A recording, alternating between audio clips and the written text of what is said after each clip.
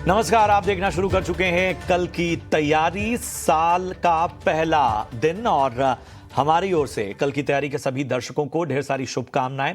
नया साल आपके जीवन में उत्साह, उमंग, उन्नति, खुशी, तरक्की सब कुछ लेकर आए और हमारा और आपका ये रिश्ता जो है वो और ज़्यादा मजबूत बना रहे। एक बार फिर से तहे दिल से शुक्रिया, क्योंकि आपने कल की तैयारी को जो प्यार दिया है, जो आपका सहयोग मिला है, उससे इस शो ने अपनी एक खास पहचान बनाई, अपना एक खास मुकाम बनाया। तो एक बार फिर से आप सभी का धन्यवाद। और रोज की तरह हम आपके कुछ सवालों को शामिल करेंगे, बाजार पर राय लेंगे, इस नए साल में बाजार से क्या ट्रेंड्स आ रहे हैं ये हम आपको बताएंगे और बाजार का पूरा ब्यौरा आपके सामने रखेंगे। लेकिन सबसे पहले ये जान लीजिए कि कल की तैयारी में आप अपने सवाल पूछ कैसे सकते हैं। तो तरीका बेहद आसान है, केवल एक प्लेटफॉर्म, कोई कंफ्यूजन नहीं, कहीं कुछ नहीं, सिर्फ आपको YouTube पर आना है और अपने सवाल यहां पर पोस्ट कर देने हैं। अपने शहर का नाम पहले लिखिए, किस स्टॉक पे आपका सवाल है वो बताइए, क्वांटिटी बताइए, कितनी संख्या में आपने शेयर खरीदा है, किस भाव पे खरीदा है, और सबसे आखिर में ये बताना बिल्कुल मत भूलिए कि नजरिया आपका क्या है, लॉन्ग टर्म का, शॉर्ट टर्म का, कोई स्पेसिफिक नजरिया है तो वो भी मेंशन कीजिए और हम उस हिसाब से अपने एक्सपर्ट से उस पर राय लेंगे। चलिए बाजार पर एक निगाह डालें, उससे पहले अपने दो खास एक्सपर्ट का परिचय करा दूं। मेरे साथ आज हैं विमेन फ्रॉम मोतीलाल ओसवाल, स्नेहा पोद्दार। स्नेहा जी बहुत बहुत स्वागत, नए वर्ष की ढेर सारी शुभकामनाएं। और एंजल वन से राजेश भोसले साहब। राजेश जी आपका भी बहुत बहुत स्वागत, नए वर्ष की आपको भी ढेर सारी शुभकामनाएं। तो जरा हम बाजार को देखें तो नए साल की शुभ शुरुआत कहेंगे। बाजार जिस तरह का था उस तरह से आप कह सकते हैं ना कि अपने आप को पूरी तरह से नए साल में ढाला है इस बाजार ने, और आज एक बेहतर शुरुआत बाजार में साफ तौर पर नजर आई। बाजार बंद होने पर जो ट्रेंड्स नजर आए वो मैं बता दूं तो निफ्टी करीब 100 अंक चढ़कर 23,750 के करीब बंद हुआ। एक वक्त 23,800 के पार भी गया था। बैंक निफ्टी में करीब 200 अंकों की मजबूती हमें देखने को मिली। अगर हम आज के ट्रेंड्स को पकड़ें तो आप देखेंगे कि बहुत सारे ऐसे स्टॉक्स थे जिन्होंने ज़बरदस्त यहां पर रैली दिखाई और उसकी वजह से बाजार में एक बेहतर मोमेंटम नजर आया। आप देखेंगे कि सेक्टर स्पेसिफिक अगर देखें तो केमिकल, फर्टिलाइजर हो, ऑटो हो, बैंकिंग में चुनिंदा जो बैंक थे, करूर वैश्य बैंक, इसके अलावा IndusInd bank, bank of India, ये सभी चलते हुए नजर आए। यही नहीं, बहुत से और भी स्टॉक जो थे जो निफ्टी के टॉप गेनर बने, उनमें आप साफ तौर देखिए मारुति सुजुकी अच्छे बिक्री आंकड़ों की वजह से सपोर्ट मिलता नजर आया, 3.25% चढ़कर बंद हुआ। M&M लगभग 2.5% चढ़कर बंद हुआ। L&T दिग्गज स्टॉक का लगभग 1.5% चढ़कर बंद हुआ। बजाज फाइनेंस, टाटा मोटर्स और अडानी एंटरप्राइजेज में 1 से 1.5% की तेजी नजर आई। जो दबाव था वो निफ्टी के टॉप लूजर में हिंडाल्को में था, मेटल पॉकेट से लगभग 1.5% से ज्यादा की गिरावट। डॉक्टर रेड्डीज में मुनाफा वसूली देखने को मिली, पिछले दिनों काफी अच्छा मोमेंटम नजर आया था, यहां भी लगभग 1.5% की गिरावट देखने को मिली। Adani ports, ONGC, Tata steel लगभग 1% गिरकर बंद हुए। एडवांस डिक्लाइन रेशियो बहुत ही शानदार। मार्केट ब्रेथ ये बता रहा था कि बाजार में पूरा दम नजर आया। 1925 शेयर ऐसे थे जो कि हरे निशान में कारोबार करते नजर आए और मात्र 699 शेयर ऐसे थे जो कि आज दबाव झेलते नजर आए। तो ये था बाजार का पूरा ब्यौरा। अब राजेश जी मैं आपके पास आना चाहूंगा, बताइए ये पॉजिटिविटी बाजार को कहां लेकर जाएगी कल? जी नमस्कार Prashant ji, and once again happy new year. तो यस, बहुत ही शानदार स्टार्ट हुई है जनवरी के लिए, नए साल के लिए। एंड एक थियरी है जिसका नाम है जनवरी बैरोमीटर। तो ये जो थियरी है एंड ये जो स्टैट्स है, ये बताते हैं कि जैन के जो इनिशियल डेज है वो अगर पॉजिटिव पैन आउट होते हैं तो आने वाले हफ्ते और आने वाले महीने काफ़ी पॉजिटिव रहते हैं। वैसा वर्षा अगर नेगेटिव हो तो आने वाले हफ्ते और आने वाले महीने नेगेटिव रहते हैं। तो बहुत ही अच्छी शानदार स्टार्ट हुई है। एंड हम आपके शो पे कंटिन्यूस बोल रहे हैं कि जो लॉन्ग शॉर्ट रेशियो है वो काफ़ी ओवरसोल्ड है एंड यहाँ से डाउनसाइड काफ़ी लिमिटेड लग रहा है। अभी मार्केट तो सीमित दायरे में है और अगर 23,900 24,000 यहाँ से क्रॉस करते हैं तो हमें यहाँ से भी फर्दर रैली देखने को मिल सकती है। तो बायस पॉजिटिव रखे, कोई भी डिप आती है तो डिप में बाय कीजिए। निफ्टी के लिए देख रहे हैं कि 23,500 एक काफ़ी अच्छा बेस बना है। सिमिलरली बैंक निफ्टी के लिए 200 DMA पे 50,500 पे काफ़ी अच्छा सपोर्ट बना है। तो बाय ऑन डिप की रणनीति रखिए, बायस पॉजिटिव है, यहाँ से हम अच्छा अपसाइड मार्केट में एक्सपेक्ट कर रहे हैं। तो ये है नजरिया बाजार पे, एक पॉजिटिव संकेत बाजार ने दिए हैं और यही पॉजिटिव मोमेंटम आने वाले वक्त में कायम रहने की भी उम्मीद की जा रही है। चलिए बढ़ते हैं आगे। और जिन दर्शकों ने हमें कल अपने सवाल पोस्ट किए थे, यानी 31 दिसंबर 2024 को जो दर्शकों ने सवाल पोस्ट किए थे उनके जवाब उन्हें नए साल में मिलने वाले हैं। तो पहला सवाल क्रेडिट एक्सेस ग्रामीण पर है। रवि हैं हमारे दर्शक जिन्होंने यूट्यूब पर सवाल पूछा है, कानपुर उत्तर प्रदेश से। 1076 थोड़ा ऊपरी स्तरों की इनकी बाइंग है और 50 शेयर इनके पास है। 6 महीने का नजरिया जानना चाहते हैं। जाहिर सी बात है, चूंकि शॉर्ट टर्म का नजरिया है तो राजेश जी मैं आपके पास ही आना चाहूंगा, बताइए क्या रणनीति रखी जाए। बिल्कुल एक अंडर परफॉर्मिंग काउंटर है एंड बिल्कुल भी पार्टिसिपेट नहीं कर रहा है मार्केट बाउंस में। अभी फिलहाल एक सपोर्ट जोन पे है एंड कहीं ना कहीं ओवरसोल्ड है, तो यहाँ से हम बाउंस बैक कर रहे हैं। एक्सपेक्ट कीजिए ये जो बाउंस बैक है पॉसिबली 950,000 लेवल्स तक आ सकता है, जहाँ पे प्रीवियसली एक बेरिश गैप रह चुका है।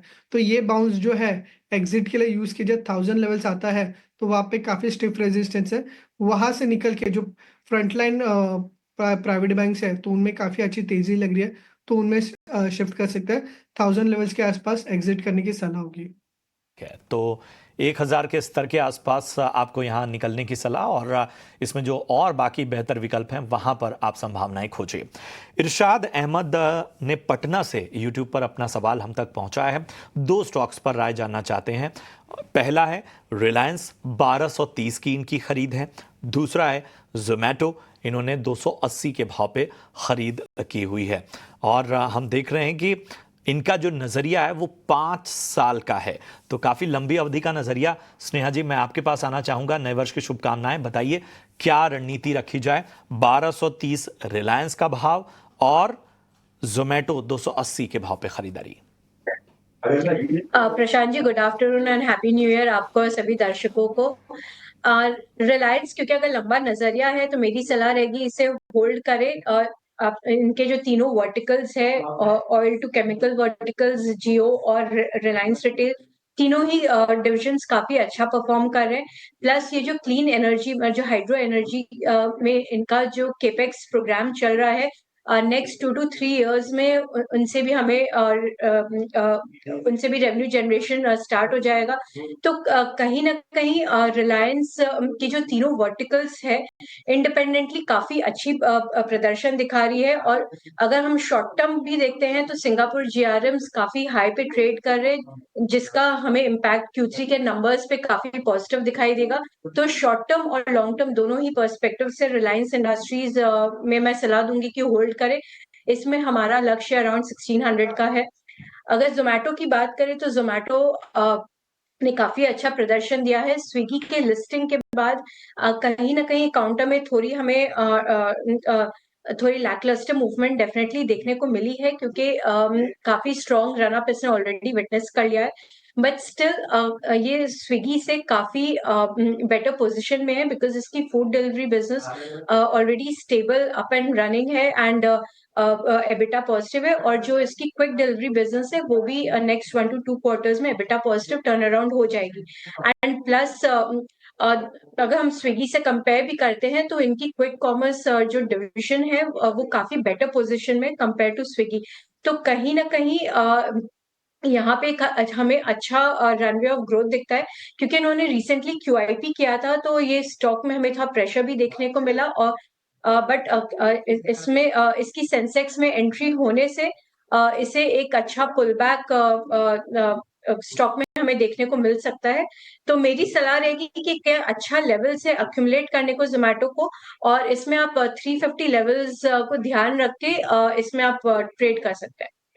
ठीक है, तो दोनों ही स्टॉक में आपको लंबी अवधि के नजरिए से किसी तरह की चिंता करने की आवश्यकता नहीं है, बने रहने की सलाह। लक्ष्य जो हैं वो आपको बता दिए गए। रिलायंस में 1600 के ऊपर तक के लक्ष्य और जोमैटो में 350 तक के लक्ष्य आपको देखने को मिल सकते हैं। चलिए बढ़ते हैं आगे, और अगले जो हमारे दर्शक हैं सलीम अहमद, उनका सवाल लेते हैं। और इन्होंने MRPL पे राय जाननी चाहिए।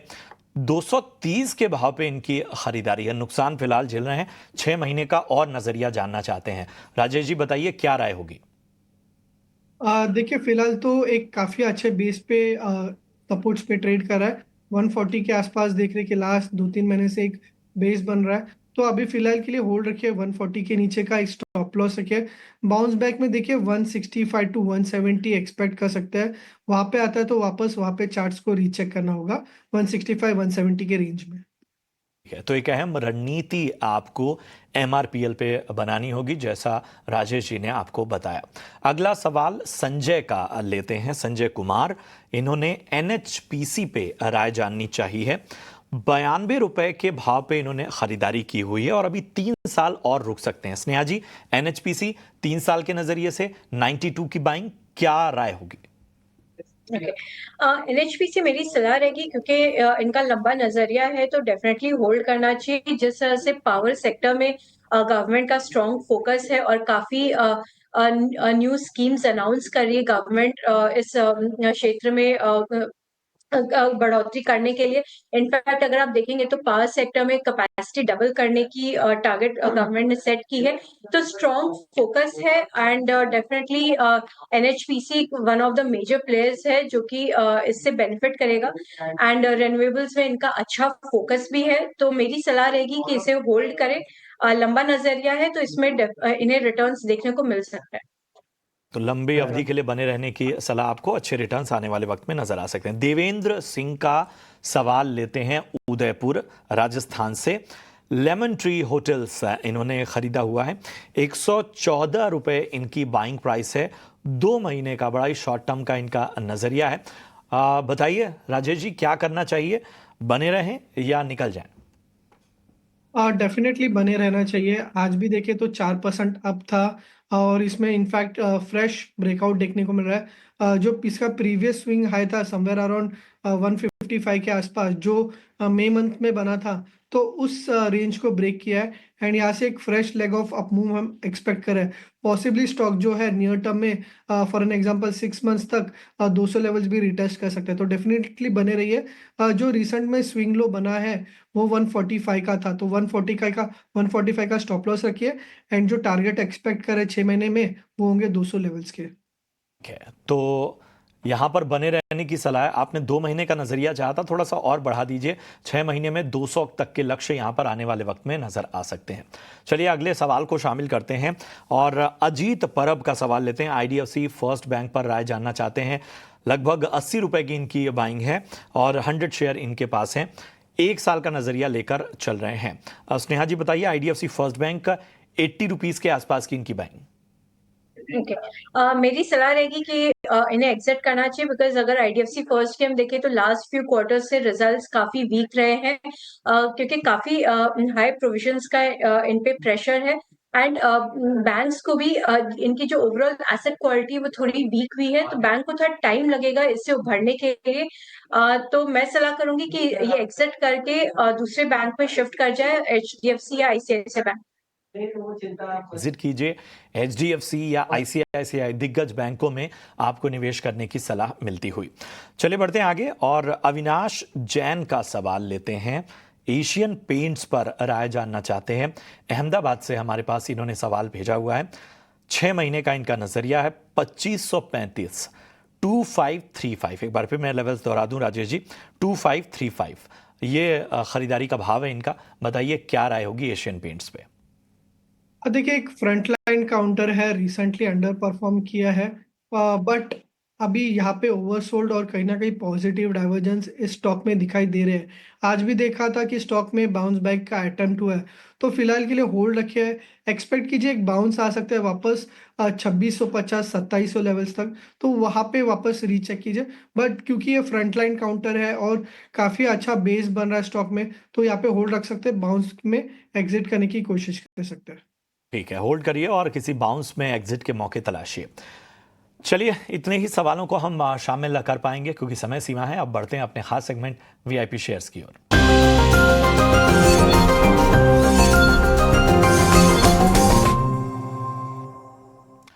तो स्नेहा जी सबसे पहले आपके पास आना चाहेंगे, बताइए वीआईपी पिक के तौर पर आज आपके रडार पे कौन से स्टॉक है?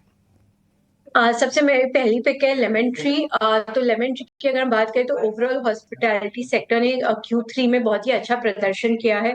दोनों ही वेडिंग सीजन भी काफी स्ट्रांग थी और जो कॉर्पोरेट सेगमेंट है वहां से भी काफी अच्छे नंबर्स की उम्मीद है।